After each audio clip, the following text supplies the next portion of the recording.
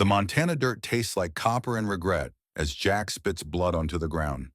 His attackers circle him in the gathering dusk, their faces hidden but their intentions clear. 3 generations of sweat and sacrifice bleeding away with each labored breath. 60 days until foreclosure. 60 days until strangers walk the land his grandfather cleared by hand. Final warning, the leader growls, delivering one last kick to already bruised ribs.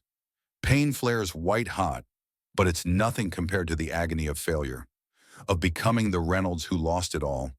Some say the land remembers promises kept and broken, remembers the calloused hands that tended it through drought and plenty. As headlights disappear down the rutted road, the battered rancher rises slowly, tasting blood and something else determination. What a man won't do to save his legacy. What he can't imagine is that salvation will arrive in a broken wagon, driven by a woman with secrets of her own and a score to settle. Sometimes the land chooses who will fight for it. The Montana sun beat down mercilessly as Jack Reynolds drove the final post into the dry earth, sweat streaming down his weathered face. At 48, his body still carried the disciplined strength of his Marine days, but new aches reminded him daily that time marched on relentlessly. He straightened, surveying the repaired fence line that marked the eastern boundary of Wildwind Ranch land that had been in the Reynolds family for 3 generations. Good enough, he muttered to himself, tossing the hammer into his pickup's bed. Good enough had become his standard these days. Not perfect, not excellent, just good enough to hold things together for another season, another month, another desperate week. The harsh reality sat heavy in his pocket, the latest notice from First Montana Bank. 60 days until foreclosure proceedings would begin on the 300 acres that his grandfather had cleared by hand, that his father had expanded with stubborn determination, and that Jack had promised to preserve when he'd buried his father 5 years ago. 300 acres that would soon belong to someone else unless he could conjure up $350,000. Jack's horse, Thunder, a sturdy American quarter horse with intelligent eyes, nudged his shoulder as if sensing his distress. "I know, boy," Jack said, patting the horse's muscular neck. "I'm running out of tricks." The drought had devastated his hay production for the 3rd consecutive year. The cattle herd was down to 30 head, barely enough to maintain operations. The small horse breeding program that had once been Wildwind's pride had dwindled to just 7 animals. Every avenue he'd explored for additional funding had led to a dead end. At night, alone in the ranch house that echoed with memories, Jack wrestled with the question that haunted him. Was it finally time to let go? The crack of a gunshot sliced through his thoughts. Jack's head snapped up, body instantly alert. The sound had come from the west, near the old logging road that rarely saw traffic. Another shot followed, then shouting, "Thunder, let's go!" Jack swung onto the horse's bare back with the fluid motion of someone who'd spent a lifetime in the saddle. The quarter horse responded immediately, breaking into a gallop toward the source of the commotion. Jack's mind raced through possibilities as they thundered across the pasture. Poachers, maybe, though hunting season was months away. Drug runners were known to use the remote roads that snaked through this part of Montana. Whatever it was, gunfire this close to his property meant trouble. As they crested the hill overlooking the logging road, Jack saw the scene unfold below. A handsome custom wagon with gleaming wood panels had been forced to stop, its wheel apparently damaged. 3 men on horseback surrounded it, one holding the driver at gunpoint, while the others appeared to be confronting someone inside the wagon. Even from this distance, Jack could tell this was no random encounter. The methodical positioning of the riders suggested an ambush.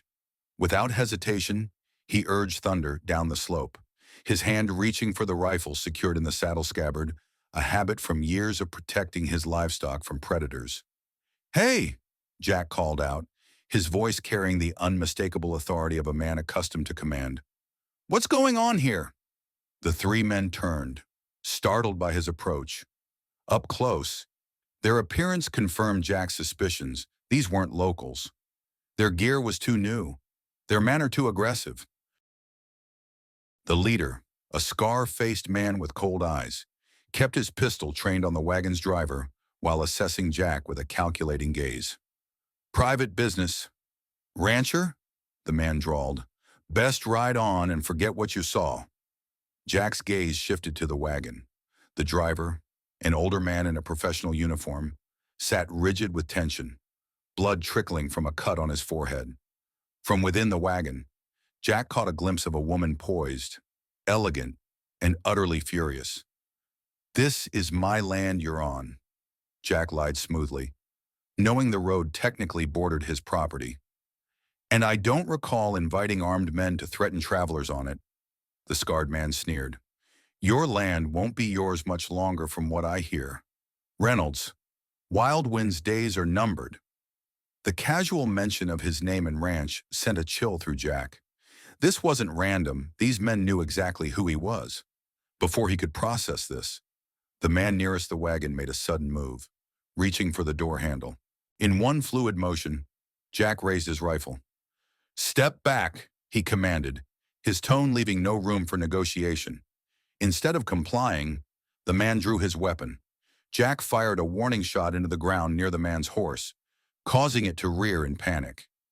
As the rider struggled to control his mount, Jack used the distraction to close the distance.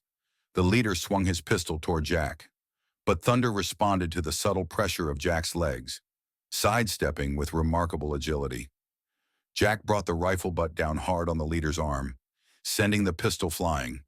The third man charged, but Jack was ready, dismounting in one swift movement to meet the attack head-on. Years of Marine combat training took over. Jack blocked a wild punch, countering with a precise strike to his attacker's solar plexus that left the man gasping for air.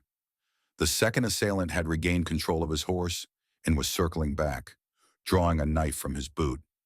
"Jack, down!"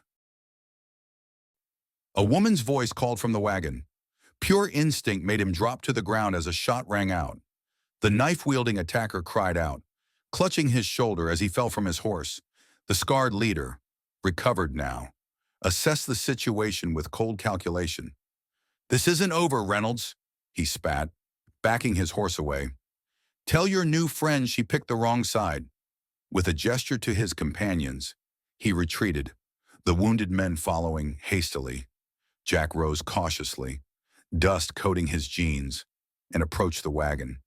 The woman inside held a small, elegant pistol with the confidence of someone who knew how to use it. Her chestnut hair was pulled back in a practical ponytail. Her clothes expensive but suitable for country travel. Most striking were her eyes sharp, intelligent, and currently blazing with controlled anger. "Thank you for the assistance," she said, her voice cultured with just a hint of southern warmth, "though I believe I returned the favor." Jack nodded, acknowledging her marksmanship. "You handled that weapon like a professional." A slight smile touched her lips. "One of many skills my father insisted I master." She holstered the pistol in a concealed compartment of her travel bag. "I'm Eleanor Harrington. My friends call me Ellie. And you, I gather, are Mr. Reynolds of Wild Wind Ranch." "Jack," he corrected, turning his attention to the injured driver. "Your man needs attention, and your wagon's not going anywhere with that wheel." He examined the damage the wooden wheel had splintered where it hit a strategically placed rock in the road. "This wasn't an accident. Those rocks were positioned to force you to stop." "I suspected as much," Ellie replied, her expression darkening. "Martin, how bad is it?" she asked her driver. "Just a cut, ma'am," the older man assured her, though the gash on his forehead suggested it might need stitches. "But the wheel's beyond roadside repair." Jack made a quick decision. "My ranch is just over that rise. We can tend to that cut there, and I've got tools that might help with the wagon." He paused in studying their faces. "Unless you'd prefer I escort you to town, it's about 15 miles north." Ellie considered for only a moment. "Your ranch, if it's not an imposition, I'd like to be off this road before our friends decide to return with reinforcements."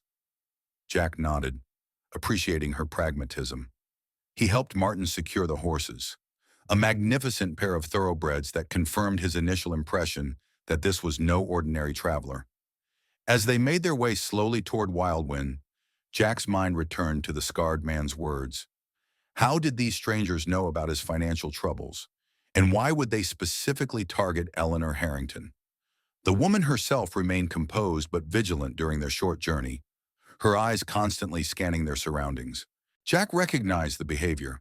It was the same alertness he'd maintained in hostile territory during his tours of duty. Whoever Eleanor Harrington was, she was accustomed to assessing threats. Those men, he said as they approached the weathered arch that marked the entrance to Wildwind Ranch.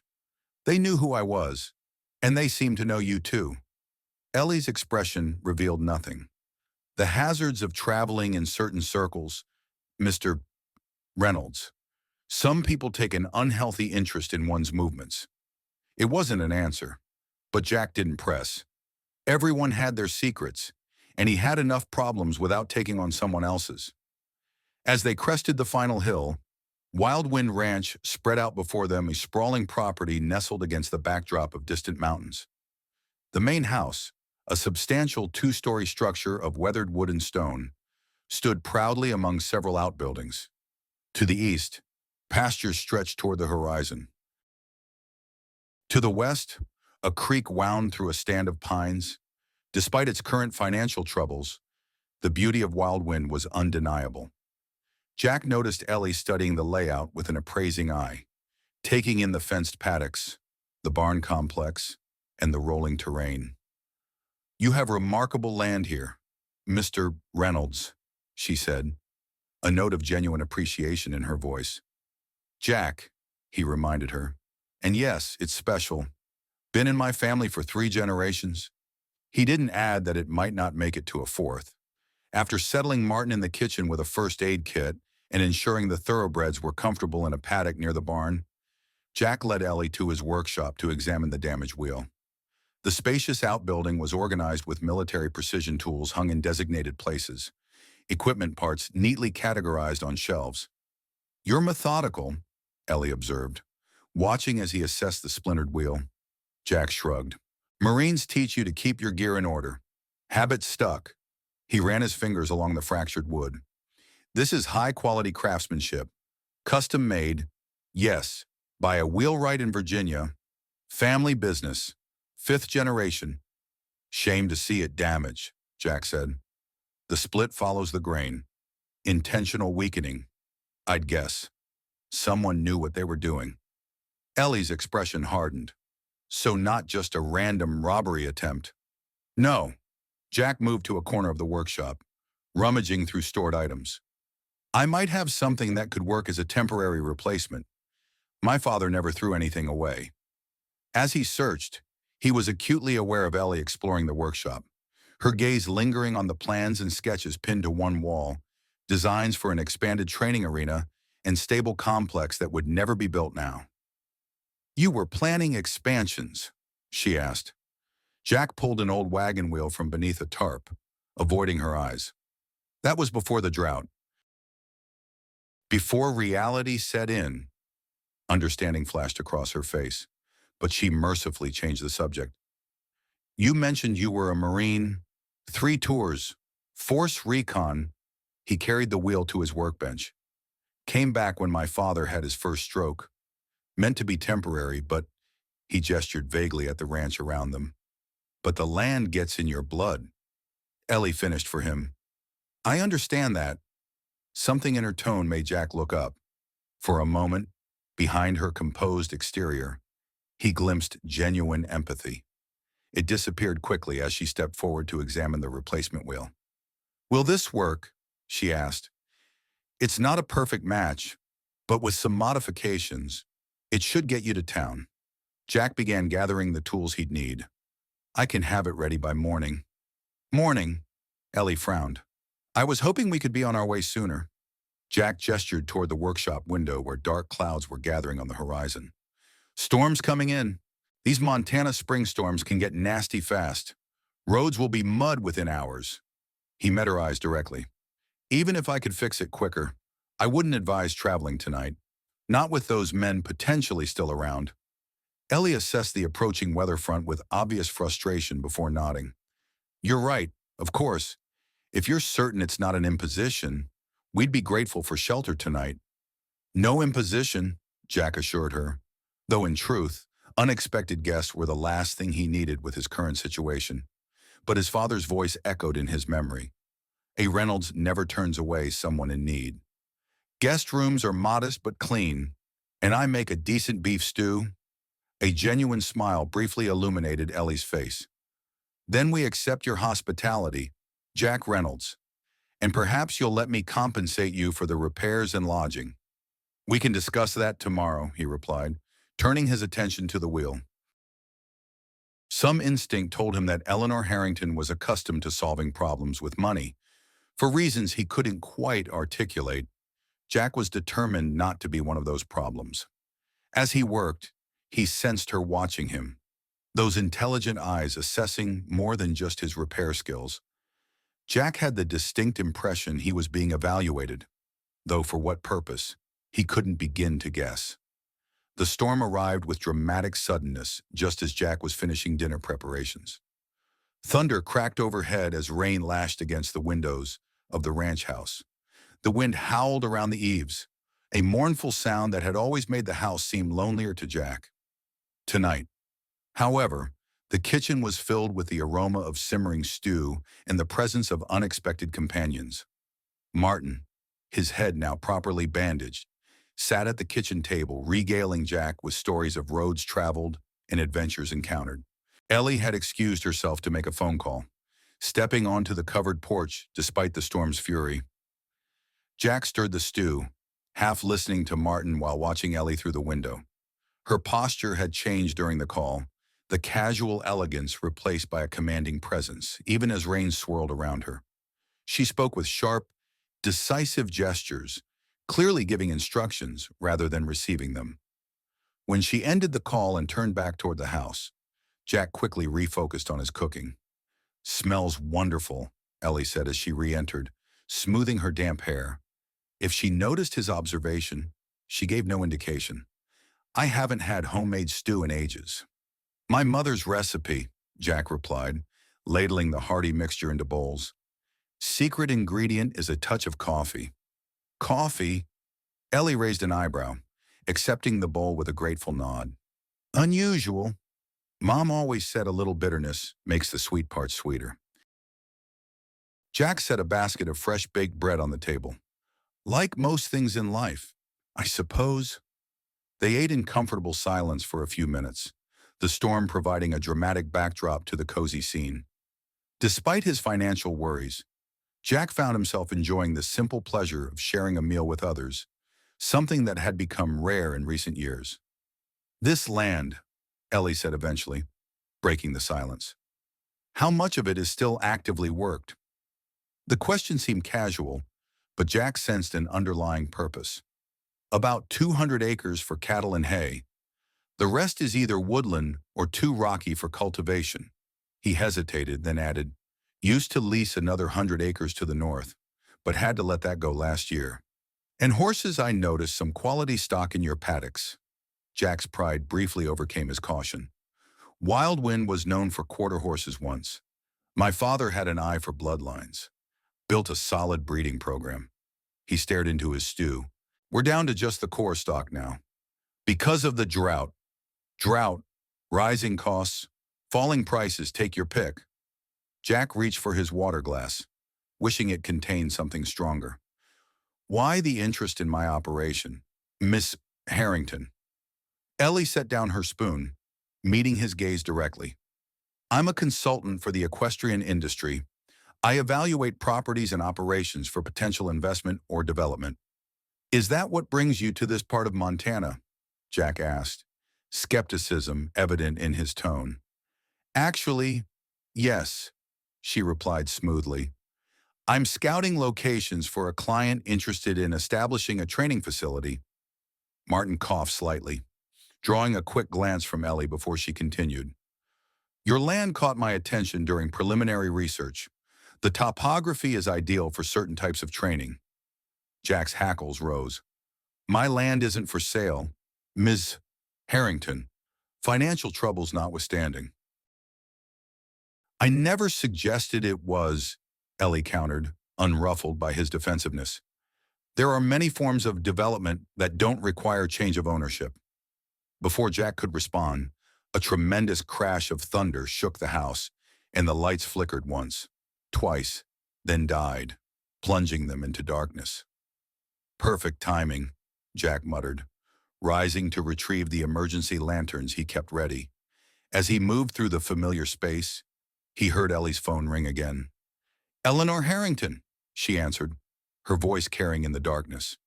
There was a pause, then, "When are you certain?" Another pause.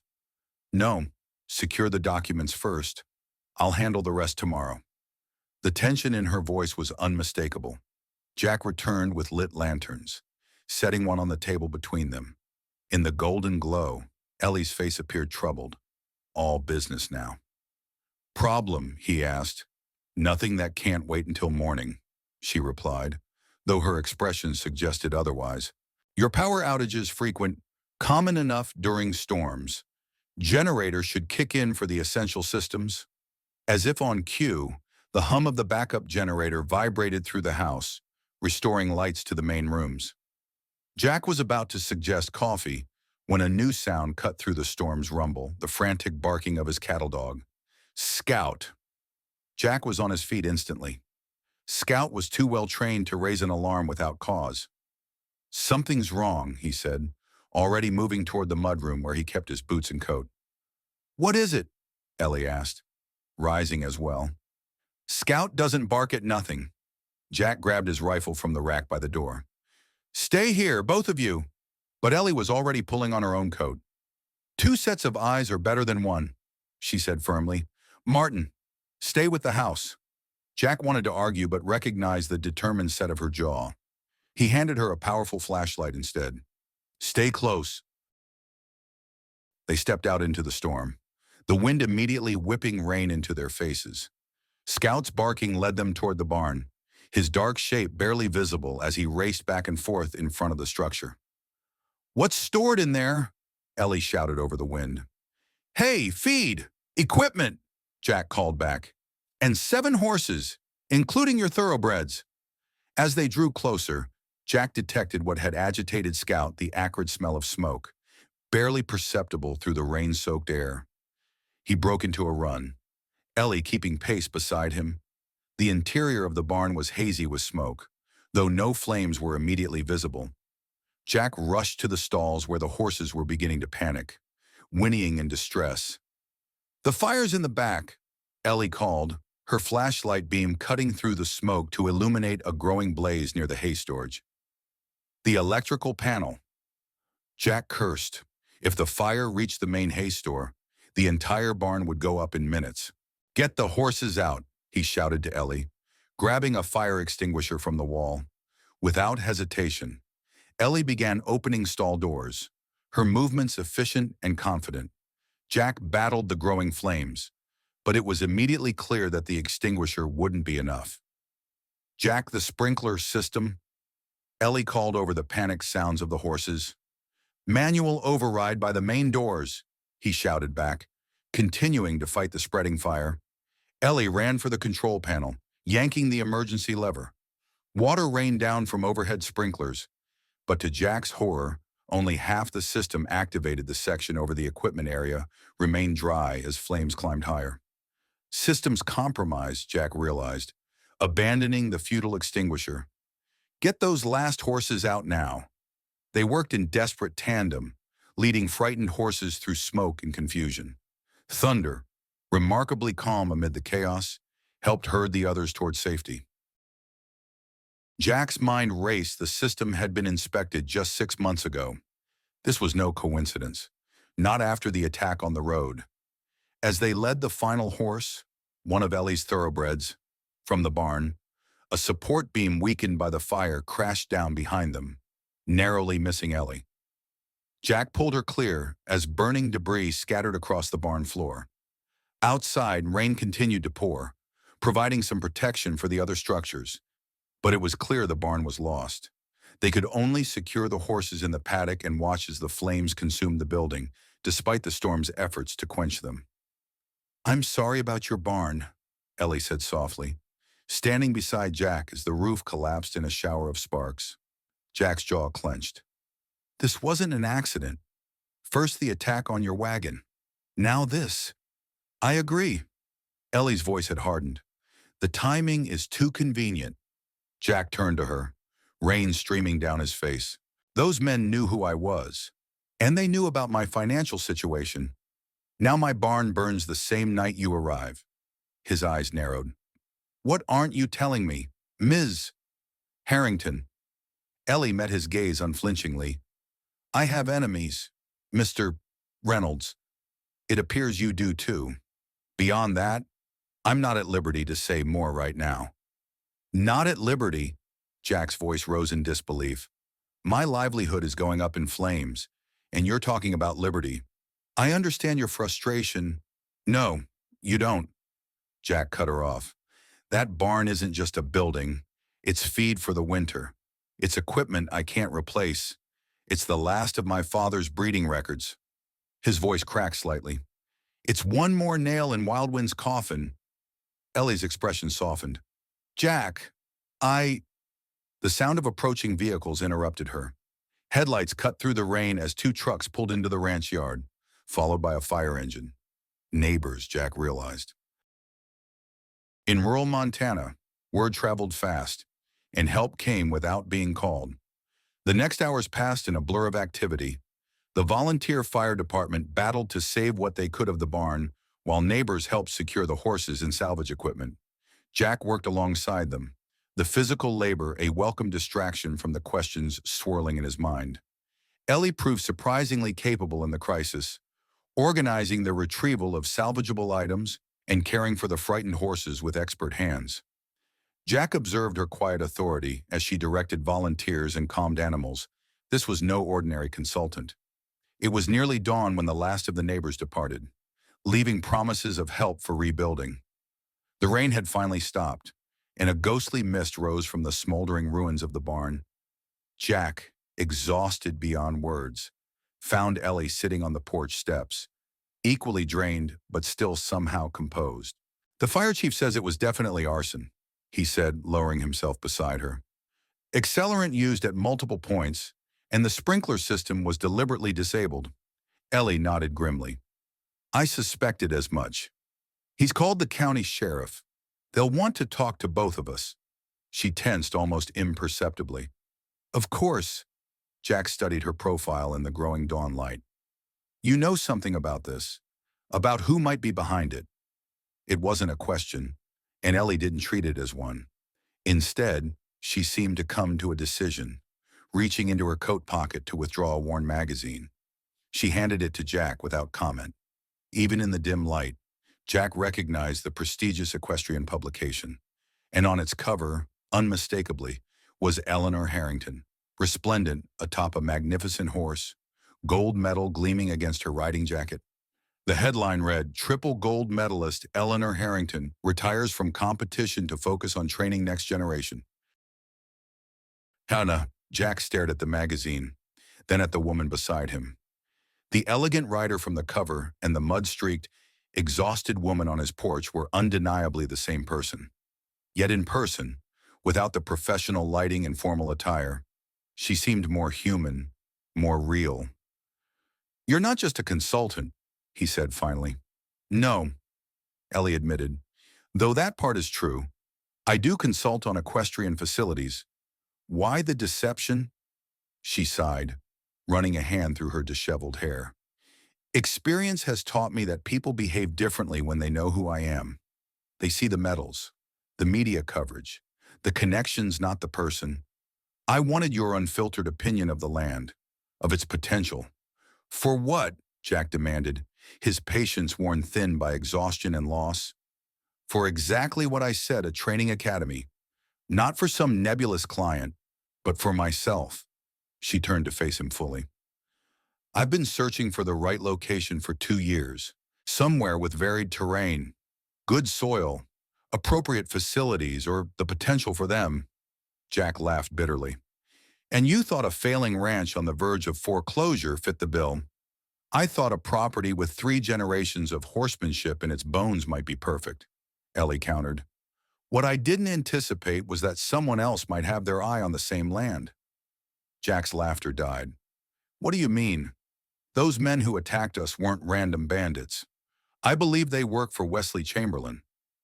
The name hit Jack like a physical blow.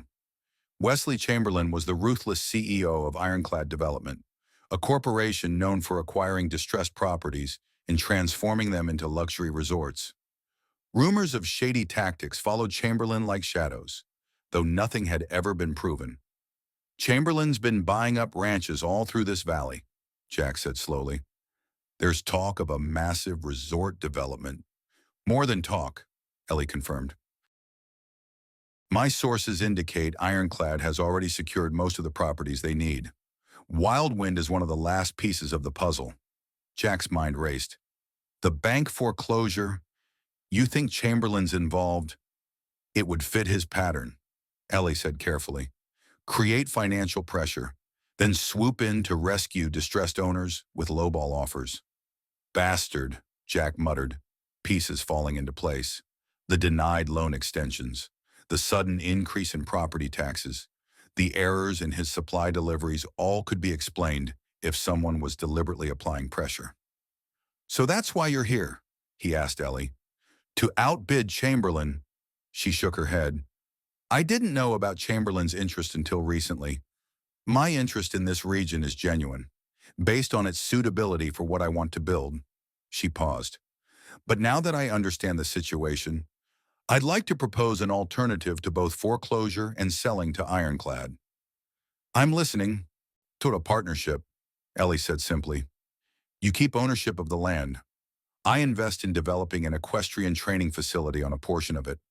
The rest remains working ranch land, potentially transitioned to hay and feed production that could supply both our needs and create additional revenue. Jack stared at her, searching for the catch.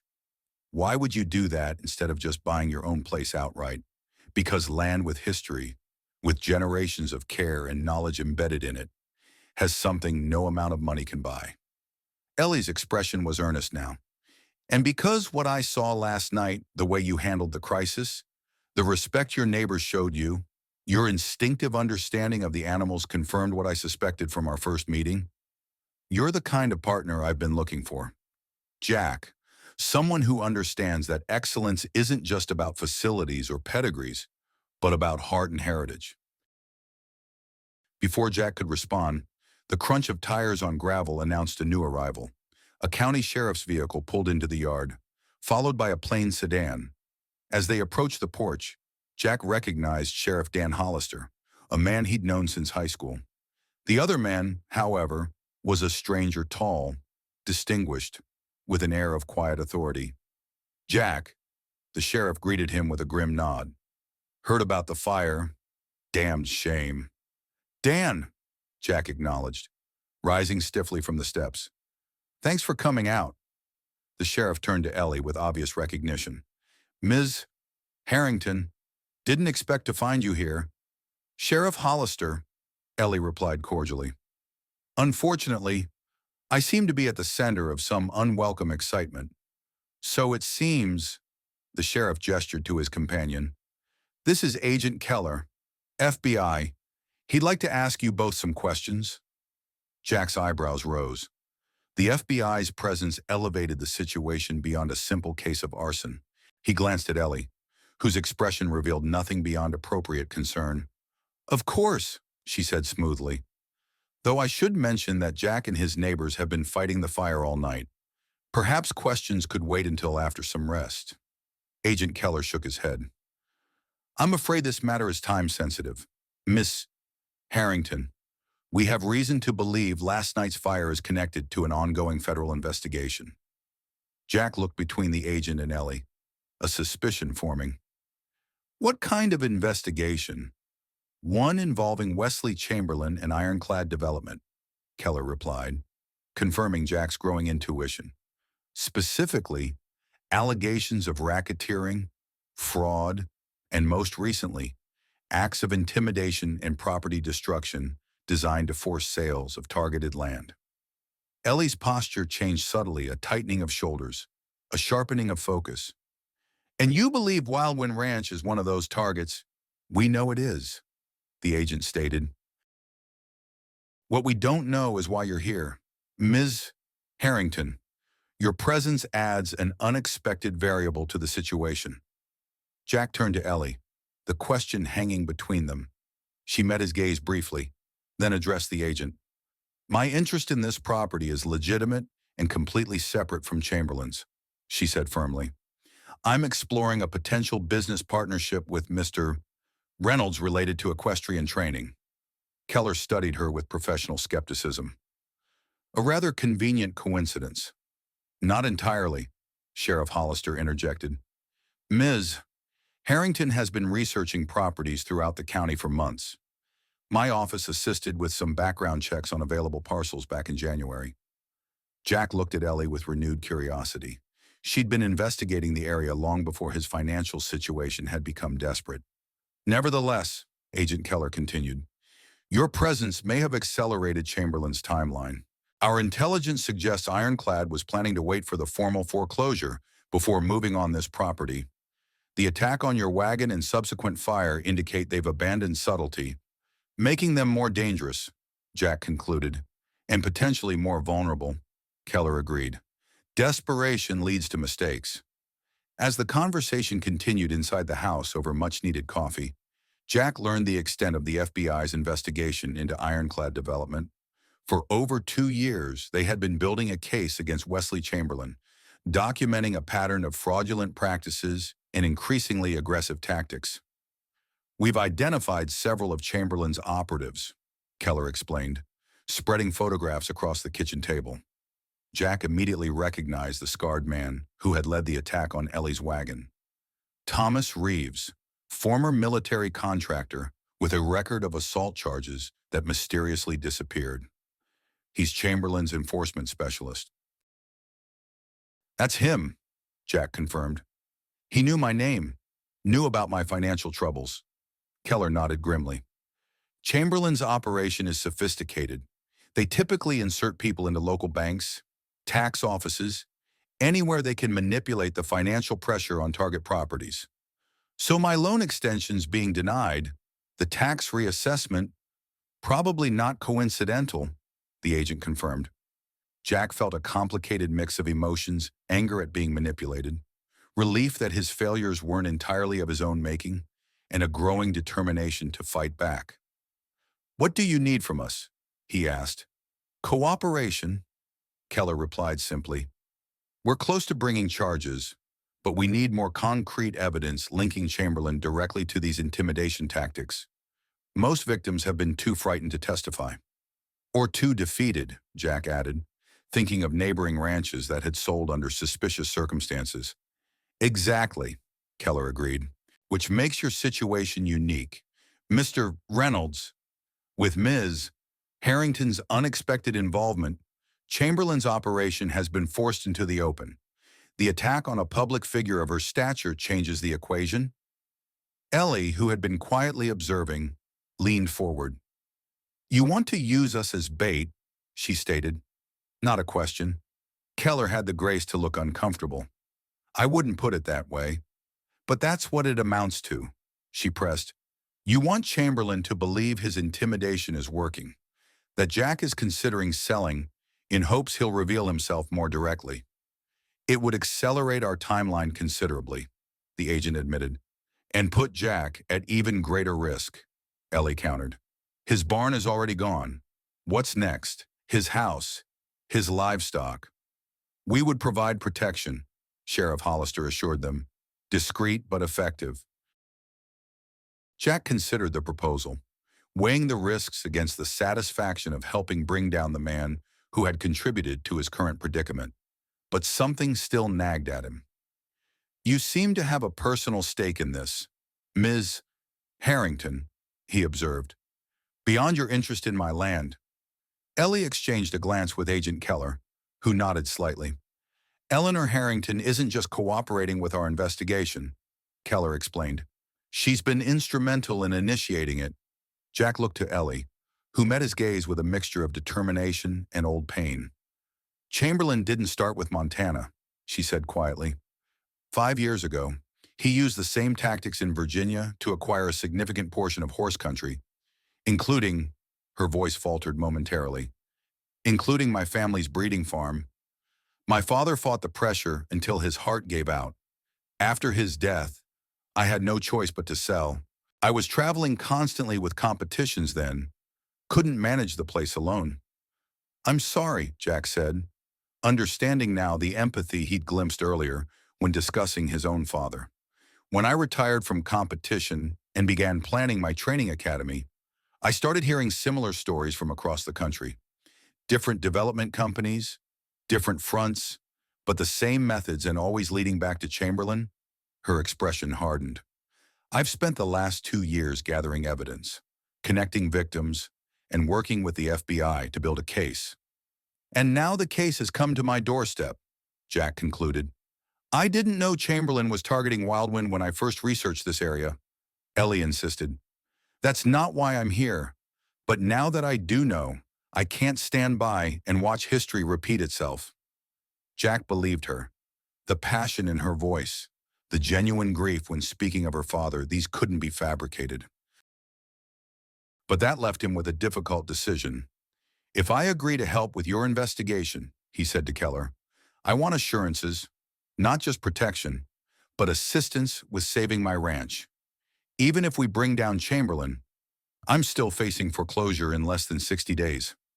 The FBI can't interfere with private financial matters, Keller began, but they can expedite certain processes. Ellie interrupted, including the verification of partnership agreements that might satisfy your bank's concerns. She turned to Jack. My offer stands, regardless of your decision about the investigation. I believe in what Wildwind could become, and I'm prepared to make that investment immediately. Jack studied her for a long moment. I need time to think, he said finally. About all of it. Of course, Keller agreed, gathering his photographs. But not too much time. Mr. Reynolds, Chamberlain won't wait, and neither will your bank. After the officials departed, Jack and Ellie sat in exhausted silence at the kitchen table. The events of the past 24 hours seemed surreal, from a chance encounter with a disguised Olympian to federal investigations and arson. You should get some rest, Jack finally said. It's been a hell of a day. Ellie nodded, the fatigue evident in her eyes despite her composed demeanor. What about you? Too wired to sleep, he admitted. I'll check on the horses, make sure everything's secure. I'll come with you, she offered, rising from her chair. When he began to protest, she added, I've been up this long, might as well see it through to a proper morning. Outside, the sun had fully risen, illuminating the devastation of the barn in harsh detail. Against this backdrop of destruction, however, the horses grazed peacefully in the paddock, apparently recovered from their night of terror. They're resilient, Ellie observed, watching the animals with obvious affection. Adapt to circumstances better than most humans. Survival instinct, Jack agreed. Once the immediate danger passes, they return to essentials: food, water, rest. There's wisdom in that, Ellie said softly. They walked in companionable silence to the paddock fence. Jack's mind was still processing everything he'd learned, trying to reconcile the woman beside him with the champion from the magazine cover, and both with the determined investigator pursuing Wesley Chamberlain. Why a training academy, he asked suddenly. After winning at the highest levels, why not enjoy retirement or go into broadcasting like most champions? Ellie considered the question, her gaze following a young mare as she trotted along the fence line. Because medals and accolades aren't what drove me, she answered finally. It was always the connection, that perfect partnership between horse and rider when everything else falls away. I want to create a place where others can discover that, where the focus isn't just on winning, but on the journey. And you think Wildwind is that place? I know it is, she said with quiet certainty. The moment I saw your land, I felt it. There's something here, Jack, something special that can't be manufactured or replicated. Her words resonated with Jack's own feelings about the ranch, sentiments he'd struggled to articulate to the bank managers and loan officers who saw only numbers on spreadsheets. I should hate you, You know, he said conversationally. Ellie raised an eyebrow. For, for making me hope again. Jack turned to face her. I'd almost made peace with losing this place. Almost convinced myself it was inevitable, that I'd done everything possible, and then you show up with your proposition and your belief in what Wildwind could be, and suddenly I'm fighting again. Is that so terrible? It is if I lose anyway, Jack admitted. Hope makes the fall harder. Ellie's expression softened. Or it gives you wings. She placed a hand lightly on his arm. I understand your caution, Jack, but I meant what I said about a partnership, with or without Chamberlain in the picture. I believe in what we could build here together. The sincerity in her voice was undeniable. In that moment, standing amid the ruins of his barn, with foreclosure looming and enemies circling, Jack made his decision. All right, he said. Let's do it. All of it the partnership, the investigation, bringing down Chamberlain.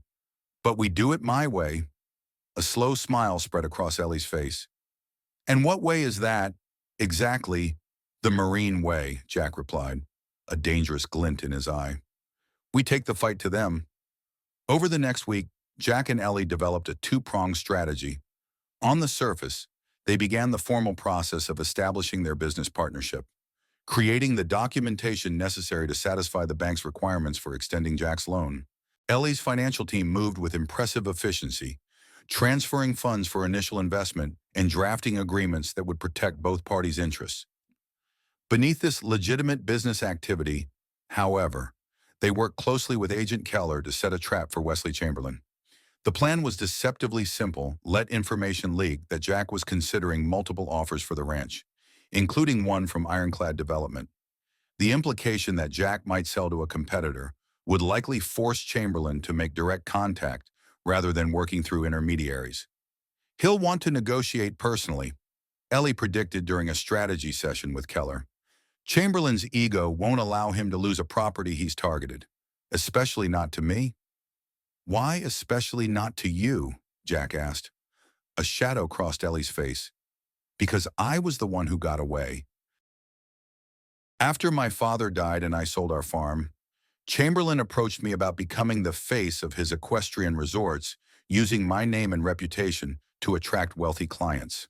I refused, publicly. He doesn't forgive perceived slights.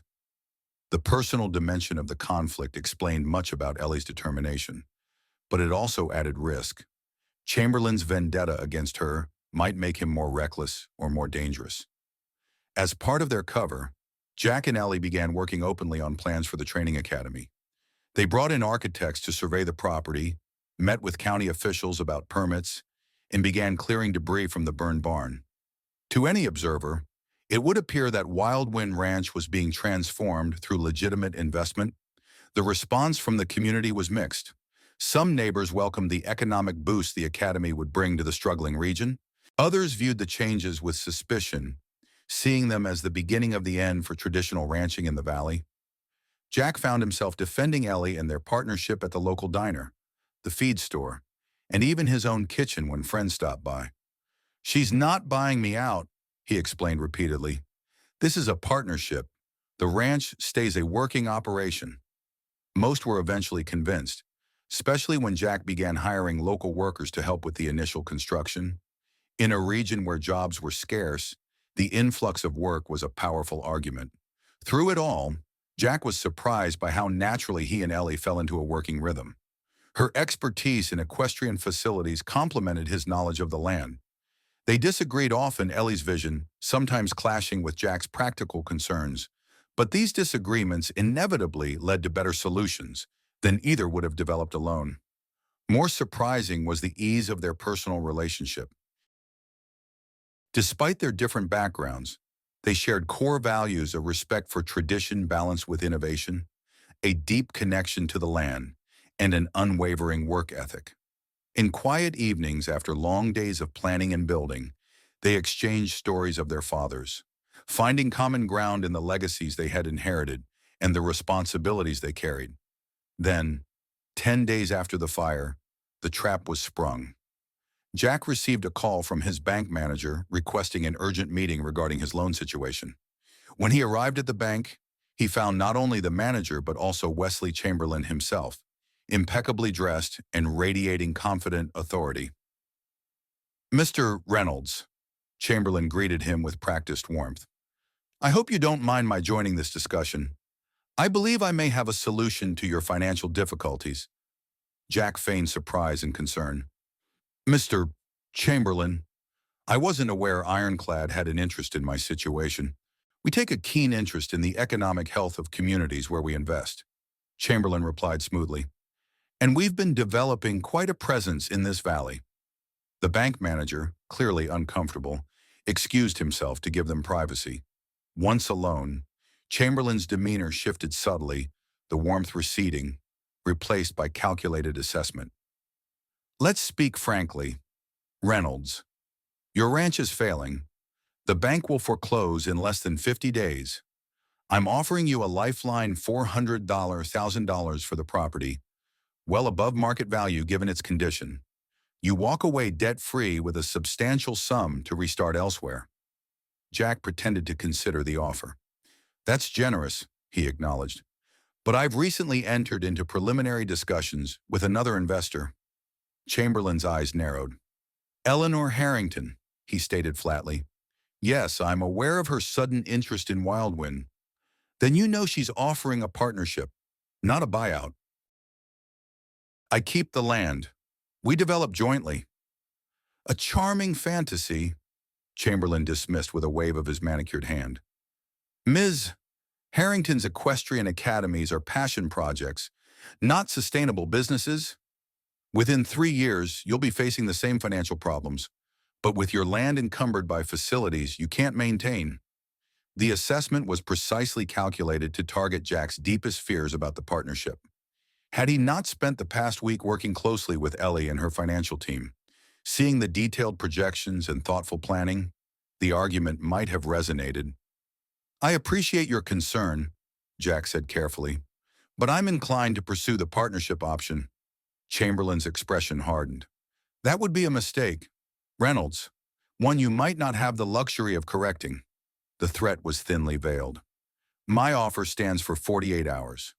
After that, circumstances may change in ways that affect the property's value." "Hours such as another convenient fire," Jack suggested, dropping all pretense. Chamberlain didn't flinch. "Accidents happen, especially on aging ranches with outdated electrical systems. Tragic, but not uncommon." He rose, buttoning his tailored jacket. 48 hours. Reynolds, be sensible." After Chamberlain departed, Jack immediately contacted Agent Keller. The conversation had been recorded through a device concealed in Jack's jacket, but the implied threats weren't explicit enough to justify immediate action. "We need more," Keller explained. "Something that directly links him to the attacks. Keep playing along. Make him believe you're wavering." The next day, Jack arranged to be conspicuously arguing with Ellie in the local diner, loud enough for other patrons to overhear his doubts about their partnership. Word would inevitably reach Chamberlain's local informants. That evening, as planned, Jack drove alone to a remote section of the ranch, ostensibly to check fencing, but actually to set up the next phase of their trap. He worked by the headlights of his truck, aware that he was likely being observed. The attack, when it came, was swift and brutal. 3 men emerged from the darkness, faces concealed by masks. Jack fought back with controlled ferocity, landing several strategic blows before allowing himself to be overwhelmed. As they pinned him against his truck, the leader unmistakably Thomas Reeves, despite the mask, delivered Chamberlain's message. "Final warning, Reynolds, sign the deal, or next time we won't stop with a beating." When they departed, Jack remained slumped against his truck until certain they were gone. Then he retrieved his phone from its hiding place and confirmed that the entire encounter had been recorded, both audio and video, by devices Agent Keller had positioned earlier. "Got you, you bastards," Jack muttered through bloodied lips, feeling a grim satisfaction despite his injuries. When he returned to the ranch house, Ellie's shock at his condition quickly turned to cold anger. "This has gone far enough," she declared. cleaning a cut above his eye with gentle hands that contrasted with her fierce expression. "We're ending this now. We need to stick to the plan," Jack insisted. "Keller says we're close to connecting Chamberlain directly. And what if next time they don't stop with a beating?" Ellie demanded. "This isn't worth your life, Jack. It's not just about Chamberlain anymore," Jack replied, wincing as she applied antiseptic. "It's about all the others he's targeted, all the families who lost their land, their legacies. Someone has to stand up to him." Ellie's hands stilled. "Like my father tried to do." The pain in her voice made Jack reach up to capture her hand in his. "I'm not your father, Ellie. I'm not alone in this fight." Their eyes met, an unspoken current passing between them. In that moment, the partnership that had begun as a business arrangement crystallized into something deeper, a shared purpose that transcended financial considerations or even justice. "No, you're not alone," Ellie agreed softly. "But we're changing the timeline. I won't risk losing another good man to Chamberlain's greed." Together, they contacted Keller and accelerated the final phase of the operation. Rather than waiting for Chamberlain to incriminate himself further, they would confront him directly at the upcoming Ironclad Investment Gala, scheduled to take place in 2 days at the exclusive Mountain Harbor Resort. "It's risky," Keller warned. "We still don't have enough to guarantee charges will stick." "Then we'll get more," Ellie stated with quiet determination. "I have sources inside Ironclad's financial operation who can provide access to their servers during the gala, when security will be focused elsewhere." "Breaking and entering wasn't part of our agreement," the agent protested. "Not breaking," Ellie corrected. "I have an invitation, and while Chamberlain is busy charming potential investors, Jack and I will be having a private conversation with his executive assistant, who happens to be my second cousin and has been feeding me information for months." Keller looked between them, clearly unhappy with the change in plans, but recognizing their determination. "You have until midnight," he conceded finally. "If you haven't secured concrete evidence by then, we move in anyway." The night of the gala arrived with a theatrical sense of timing, clear skies, a full moon illuminating the mountains, the exclusive resort gleaming with lights as luxury vehicles delivered Montana's wealthy elite, along with out-of-state investors eager to claim their piece of the last best place. Jack adjusted his unfamiliar tie, feeling exposed in the formal attire Ellie had insisted upon. "Remind me again why I can't just wait in the car." Ellie, resplendent in a midnight blue gown that transformed her from competent horsewoman to sophisticated socialite, smiled as she straightened his collar. "Because Chamberlain needs to see us together, united. It will unsettle him, make him more likely to react impulsively when we confront him later." They entered the gala with practiced confidence. Ellie's arm linked through Jack's as she guided them through the social currents with the ease of someone accustomed to such events. Jack observed the dynamics with a tactical eye noting security positions, exit routes, and the location of key players. Wesley Chamberlain held court near the center of the grand ballroom, surrounded by attentive listeners as he described Ironclad's vision for preserving Montana's heritage through thoughtful development. The hypocrisy made Jack's recently bruised ribs ache with suppressed anger. Chamberlain spotted them almost immediately, his practiced smile faltering momentarily before recovering. With a murmured excuse to his audience, he approached, champagne flute in hand. "Ms. Harrington," he greeted Ellie with cold civility. "What an unexpected pleasure. And Mr. Reynolds, you're looking somewhat battered." "Hazards of ranch work," Jack replied evenly, "though some hazards are less natural than others." "Indeed," Chamberlain agreed, his eyes calculating. "One wonders why you persist in such a dangerous profession when other options are available." "Some things are worth fighting for," Ellie interjected, her smile razor-sharp. "As you well know, Wesley—" The use of his first name clearly irritated Chamberlain, a small victory that Jack noted with satisfaction. "I assume your presence here means you've reconsidered my offer, Mr. Reynolds," Chamberlain asked, ignoring Ellie. Actually, Jack replied, we're here to make a counter-proposal. Sonner, Chamberlain's eyebrow arched with genuine surprise. Both of you, as equal partners in Wildwind's future, Ellie confirmed. We'd like to discuss it privately. Perhaps in your office here, I understand you maintain a rather impressive operational center at the resort. Suspicion flashed across Chamberlain's features. My office is for business associates, not competitors. We're offering you a way to save face, Jack pressed, lowering his voice. A compromise that gives Ironclad certain development rights while preserving our core operation. Unless you'd prefer we take our story to the investors here tonight, I'm sure they'd be fascinated to hear about your negotiation tactics. The implied threat hung in the air between them. Chamberlain's expression hardened, but he was too experienced to show real anger in such a public setting. Very well, he conceded finally. My office, 30 minutes. I have obligations to my guests first. As he walked away, Ellie squeezed Jack's arm in silent approval. Phase 1 complete. Chamberlain had taken the bait. They circulated through the gala, maintaining the pretense of socializing while monitoring Chamberlain's movements and communicating discreetly with Ellie's cousin, Margaret, who served as Chamberlain's executive assistant. According to their plan, Margaret would ensure access to Chamberlain's private server during their meeting. At the appointed time, they made their way to the resort's executive wing.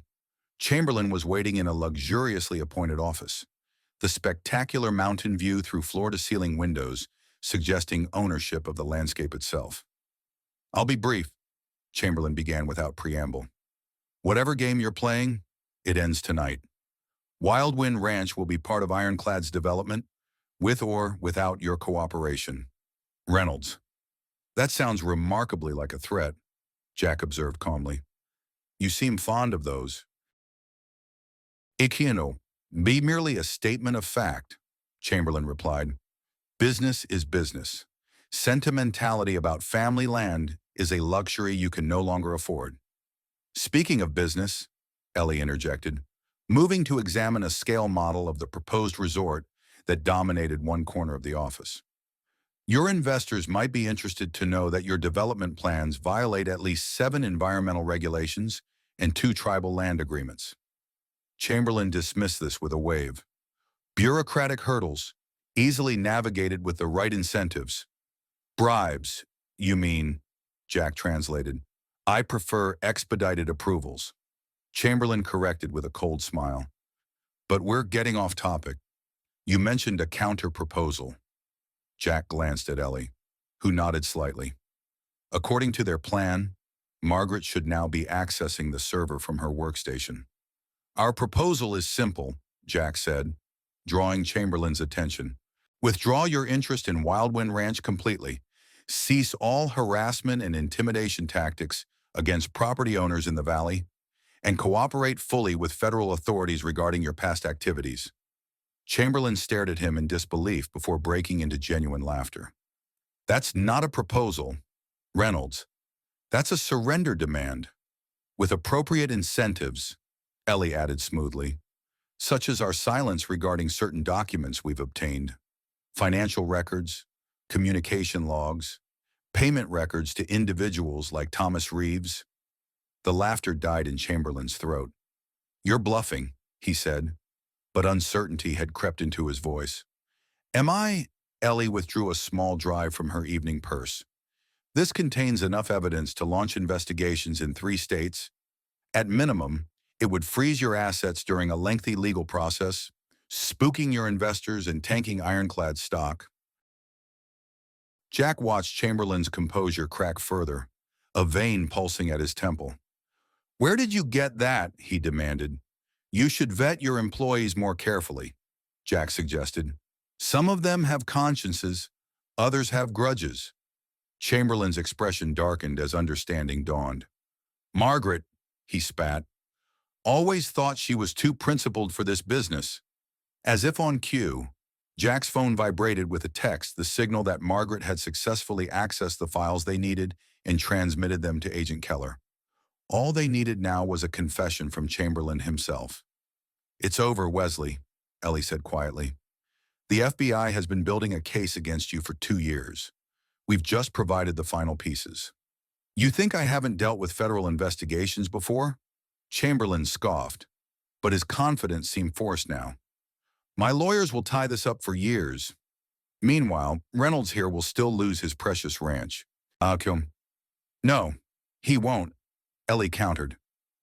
Our partnership is legal and funded. The bank has already approved the loan extension. Fury twisted Chamberlain's features. You self-righteous bitch, he snarled, abandoning all pretense of civility. You've been a thorn in my side since Virginia? Your father was just as stubborn, right until his heart gave out. Jack tensed at the mention of Ellie's father, but she remained outwardly calm despite the pain that flashed in her eyes.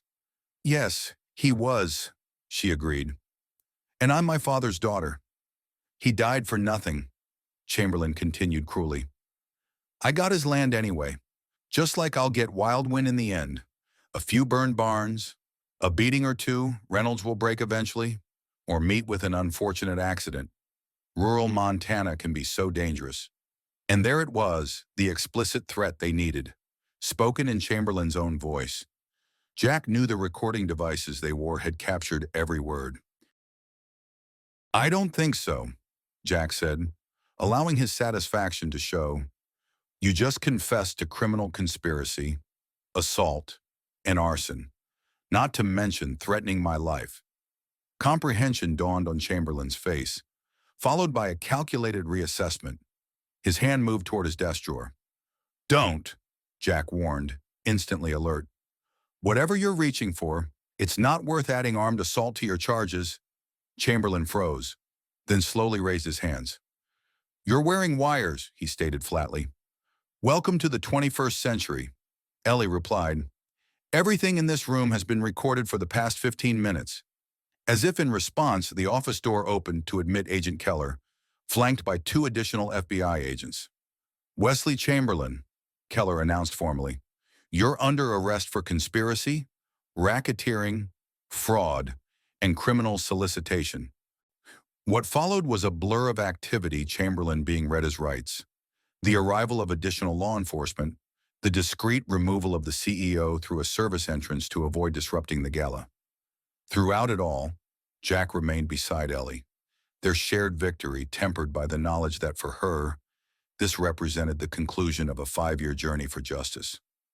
Your father would be proud, he told her quietly as they watched Chamberlain being placed in an unmarked vehicle. Ellie's composure finally cracked, tears welling in her eyes. I hope so, she whispered. I've carried him with me through all of this. Every competition, every investigation, every step toward rebuilding what he created. Jack took her hand, feeling the strength in her fingers as they interlaced with his. Then he's been part of our partnership from the beginning, he said, and he'll be part of whatever we build at Wildwind. The following weeks were a whirlwind of activity. News of Chamberlain's arrest sent shockwaves through the development community and brought renewed scrutiny to Ironclad's projects nationwide. Property owners who had sold under duress began exploring legal options for reclaiming their land or seeking compensation. At Wildwind Ranch, construction began in earnest on the training facilities that would form the core of Lancaster Reynolds Equestrian Academy. The name had been Jack's suggestion, honoring Ellie's family name alongside his own, a true partnership in every sense. The community's response evolved from skepticism to cautious enthusiasm as local contractors were hired and economic benefits became tangible. Jack found himself in the unexpected role of bridge builder, helping neighbors understand how the academy would complement rather than replace traditional ranching operations. Most surprising to Jack was how naturally he adapted to the changes in his life. Working alongside Ellie, he discovered an aptitude for facility design and training program development that complemented his existing skills. His innate understanding of horses and the land proved invaluable as they refined their vision for the academy. 1 year after Ellie's wagon had broken down near his property, Jack stood on the hill overlooking Wildwind Ranch, marveling at the transformation. The burned barn had been replaced with a state-of-the-art facility that nevertheless echoed the original's character. New paddocks housed 24 horses, including promising young stock for their revitalized breeding program. The main house had been carefully restored rather than replaced, preserving the Reynolds family history while accommodating the Academy's administrative needs.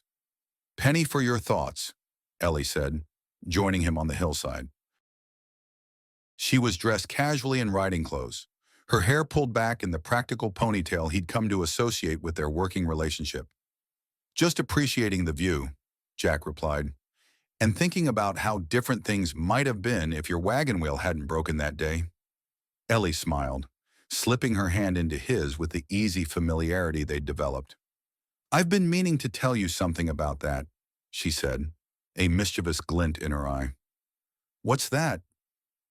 "The wheel wasn't exactly an accident," she admitted. "I'd already researched Wildwind and wanted to evaluate it personally, but I knew you were rejecting all formal inquiries about the property." Jack stared at her in disbelief. "You deliberately broke your wagon to meet me?" "Not broken, exactly. Just loosened a few key components." Ellie laughed at his expression. "I needed to see the real Jack Reynolds, not the defensive version who met with bank managers and developers. I figured a man's character shows most truly when he's helping a stranger in need." "You played me," Jack accused, though without real anger. "I observed you," Ellie corrected, "and what I saw convinced me that you were exactly the partner I'd been looking for, skilled, principled, and connected to the land in a way that can't be taught." Jack shook his head, amused despite himself. "You're something else, Eleanor Harrington." "So I've been told," she agreed, stepping closer. "Stubborn, calculating, and occasionally devious. And exactly what Wildwind needed," Jack added softly, drawing her into his arms. "What I needed." Their relationship had evolved alongside their business partnership, the initial attraction deepening into something more substantial as they faced challenges together. The age difference that might once have seemed significant, Ellie at 45 to Jack's 48, had proved meaningless compared to their shared values and complementary strengths. "The first students arrive next week," Ellie reminded him, resting her head against his shoulder. "Are you ready for this next chapter?" Jack looked out over the ranch, his family's legacy now intertwined with Ellie's vision for the future. The land remained, as it had for generations, but its purpose had expanded rather than diminished. Cattle still grazed in the eastern pastures, while horses trained in the new facilities. The Reynolds heritage continued, not as a museum piece, but as a living, evolving stewardship. "More than ready," he assured her, pressing a kiss to her forehead. "Partners in everything." Remember, as they stood together on the hillside, the late afternoon sun gilding the landscape in golden light, Jack reflected on the strange turns of fate that had brought them to this moment. A desperate farmer fixing a stranger's wagon, unaware she was a famous equestrian who would save his ranch and, in the process, help him create something neither could have built alone. "Partners in everything," Ellie echoed, turning her face up to his. "That's a promise I intend to keep." Below them, Wildwind Ranch stretched out in all its renewed vitality, a testament to what could be preserved through change, what could be built on the foundations of the past.